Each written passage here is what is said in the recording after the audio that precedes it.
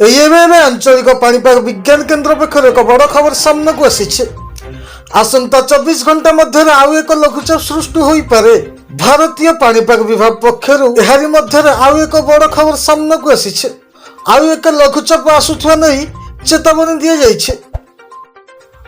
पाणीपाग विभाग पक्षर जारी सूचना अनुसार अरब सागर में एक लघुचाप क्षेत्र सृष्टि होगा जाऊे।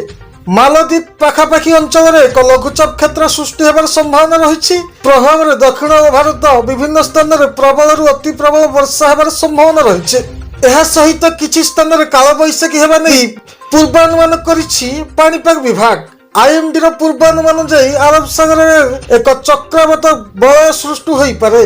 प्रभाव में केरल तमिलनाडु पौंडुचेरी और लाक्षाद्वीप किसी स्थान में आसंता 4 ରୁ 5 दिन मध्य प्रबल अति प्रबल वर्षा हो पारे।